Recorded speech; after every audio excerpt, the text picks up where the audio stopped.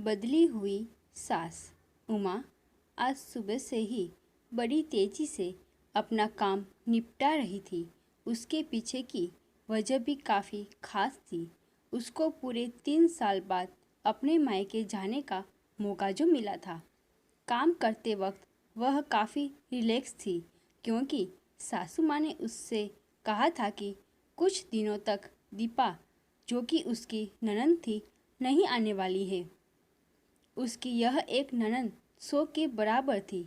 उमा शादी करके जब घर आई थी तब दीपा को अपनी बहन की तरह प्यार करती थी क्योंकि उसे खुद की कोई बहन नहीं थी। लेकिन कुछ ही हफ्तों में ही उसे ये पता चल गया था उसकी ननंद किसी जेलर से कम नहीं है। हालांकि दीपा का ब्याह हो चुका था लेकिन उससे अपने ससुराल वालों की किसी भी प्रकार की चिंता नहीं थी। उसे जब जी करता वह अपने मायके चली आती और मायके वालों पर अपना हुक्म चलाती, खासकर अपनी भाभी पर। वही डिसाइड करती थी वहाँ पर क्या खाना पकेगा, कोई घूमने जाएगा कि नहीं, या जाएगा तो कहाँ जाएगा। दीपा ही थी जो हर बार उमा को किसी न किसी बहाने से अपने मायके जाने से रोक लेती थी। लेकिन आज का दिन कुछ अलग था क्योंकि माँ के कहने पर दीपा के पति ने उसके मायके जाने का इंतज़ाम कर दिया था। ट्रेन की भी टिकट बुक हो चुकी थी। सारा काम खत्म करने के बाद उमा अपने पति के साथ अपना सामान लेकर घर से बाहर ही निकली थी कि सामने से दीपा आती हुई दिखाई दी। दीपा, जिसके मुंह पे बड़ी सी स्माइल और आंखों में चमक थी, वही दूसरी तरफ उमा की आंखों में उसको देखकर पानी आ गया था, जो बस आंसू के रूप में छलकना बाकी था। भैया भाभी के पास आकर बहुत अच्छा लगा, दीपा ने कहा। क्यों भैया, कहाँ चले? अपनी पत्नी के साथ सैर सपाटा करने के लिए? अपनी बहन को भूल गए क्या? दीपक ने कहा। कहीं सैर सपाटा करने नहीं, तुम्हारी भाभी को मायके छोड़ने जा रहा हूँ। अच्छा, मैं आई और भाभी जाएगी? क्या आपकी पत्नी को मेरा आना पसंद नहीं है? दीपा ने भाई भाभी को टोंट मारते हुए कहा। मन में उदासी और आंखों में नमी लिए उमा पलटकर घर के अंदर जाने लगी क्योंकि उसने मान लिया था कि इस बार भी दीपा की वजह से उसके मायके जाने का कैंसिल हो जाएगा। लेकिन तभी सामने से उसकी सास आई और बोली, तुम दोनों अभी तक रेलवे स्टेशन नहीं गए? क्या गाड़ी के पीछे दौड़ते हुए जाओगे? दीपा बीच में टपकते हुए बोली, यह क्या कह रही हो माँ? मैं आई हूँ और आप भाभी को मायके भेज रही हो? क्या अब आपको मैं इतनी खटकने लगी हूँ? माँ ने दीपा को डांटते हुए कहा। तेरा क्या है बेटा? तेरे लिए ये मायका थोड़ी ही है। यह तो तेरे लिए एक प्रवास स्थल है जहाँ तू जब जी चाहे, जब अपने ससुराल में बोरियत महसूस करे आ जाती है।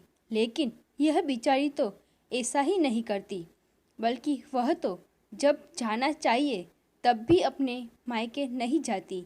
इसीलिए उसका अभी मायके जाना बहुत ज़रूरी है। मैं तेरे या मेरे या किसी और की वजह से उसका इस बार मायके जाना बिल्कुल रद्द नहीं कर होने दूंगी। पहले यह बता, तू तो कुछ दिनों के लिए नहीं आने वाली थी, फिर कैसे आ गई? मैंने तो ऐसे ही कह दिया था। मैं देखना चाहती थी कि मेरे ना आने से भैया खुश होते हैं कि मुझे बुलाते हैं, दीपा ने कहा। हाँ हाँ, क्यों नहीं, कोई बुलाए या ना बुलाए, पर्यटन स्थल पर तो हर कोई आज जा सकता है। अब की बार मैं ही बहू को उसके पर्यटन स्थल पर यानी कि उसके मायके जाने दे। बेचारी ने सिर्फ अपने भाई की शादी देखी है और अब तो उसके भाई को बच्चा भी हो गया है। उसका मुंह तक नहीं देखा उसने। उसे भी अपने हिस्से का सुख भोगने दे। माँ ने दीपा को फटकारते हुए और उमा की साइड लेते हुए कहा। अपनी सास के मुंह से अपने लिए ऐसे शब्द सुनकर उमा की आंखें छलक गई। उसने अपनी सास को गले से लगा लिया। सास ने कहा, बहुत हो गया प्यार, जल्दी जाओ वरना ट्रेन छूट जाएगी। अपनी माँ का बदला हुआ रूप देखकर दीपा बहुत हैरान थी। उसे यकीन नहीं हो रहा था कि वह उसकी माँ है, जो उसका हर कहा मानती थी और हमेशा उसका पक्ष लेती थी, चाहे बहू सही हो या गलत। वही माँ अपने मन में अपनी उस दोस्त को धन्यवाद दे रही थी जो कुछ दिनों पहले उसके घर आई थी और कुछ दिनों रही थी और जाते जाते उसकी आंखें खोल गई थी। सहेली ने उन्हें बताया था कि वह अपनी बेटी का मोह छोड़ दे, वरना अपने बहू और बेटे के मन में अपनी इज्जत खो देगी। बिना सोचे समझे, बिना अच्छे बुरे का विचार किए हर फैसला सिर्फ अपनी बेटी के हिसाब से लेना सही नहीं है।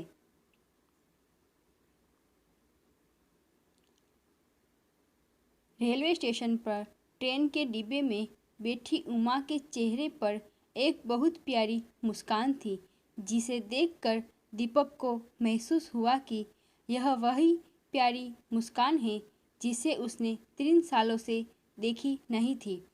सच ही तो है, मायका महिलाओं के लिए पर्यटन स्थल ही तो होता है, जहां वह अपने ससुराल की सारी चिंताएं, टेंशन भूलकर कुछ दिन आराम से रह सकती है।